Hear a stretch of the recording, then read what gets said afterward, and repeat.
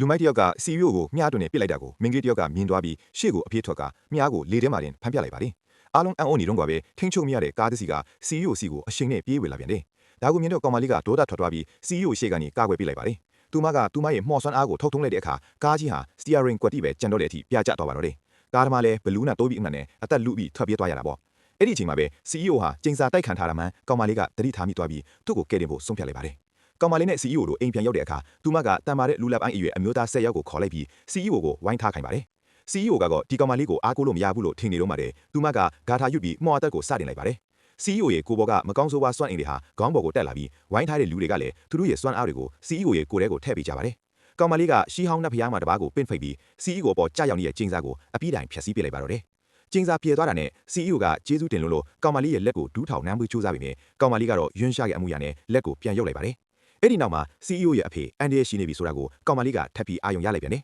။သူမက CEO ကိုအပြင်ခေါ်ထုတ်သွားပြီးမြဲသူမရဲ့တွာလာရေးရင်ကိုမြင်တော့ CEO တယောက်မင်းသက်သွားရတယ်။ကောင်မလေးကရှင်းပြဖို့အချိန်မရှိတာကြောင့်ကစားစရာကားလေးပေါ်ကို CEO ကိုအတင်းတက်ခိုင်းလိုက်ပါတယ်။ကောင်မလေးကအော်ဟစ်လိုက်တာနဲ့အဲ့ဒီကစားစရာကားလေးဟာလေအဟုန်လိုပြေးထသွားပါတော့တယ်။လမ်းမှာတွေ့တဲ့ Porsche ကားမတောင်ကစားစရာကားလေးကသူ့ကောင်းထဲမြန်နေတာကိုကြည့်ပြီးအံ့ဩတုန်လှုပ်သွားရပါတယ်။တစ်ဖက်မှာတော့အားလုံးက CEO ရဲ့အဖေတေးပြီးလို့သတ်မှတ်ထားကြချိန်မှာကောင်မလေးကကစားစရာကားလေးနဲ့ရောက်လာပြီးအဖိုးအိုမတေးသေးဘူးလို့ပြောလိုက်ပါတယ်။ CEO ရဲ့ညီဖြစ်သူကတော့ဒါကိုမယုံတင်မကပဲသူ့အဖေကတေးသွားပြီဖြစ်ကြောင်းနဲ့အမွေအားလုံးကိုသူ့ကိုပေးခဲ့ကြောင်းပြောင်းလင်ပြောပါတော့တယ်။အမွေဆိုတဲ့စကားလုံးကိုကြားလိုက်ရတဲ့ကောင်မလေးဟာအချင်းတွေအားလုံးကိုရိပ်မိသွားပါတယ်။ဒါဟာ CEO ရဲ့ညီဖြစ်သူကြံစီထားတဲ့အကွက်မှန်တီးသွားတာကြောင့်သူ့ရဲ့အောက်တန်းကျတဲ့လက်ရက်ကိုဖော်ထုတ်ဖို့ကောင်မလေးဟာသူမရဲ့မှော်စွမ်းအားကိုတုံးပြီးအဖိုးအိုကိုချက်ချင်းအသက်ပြန်သွင်းပေးလိုက်တာတော့တယ်။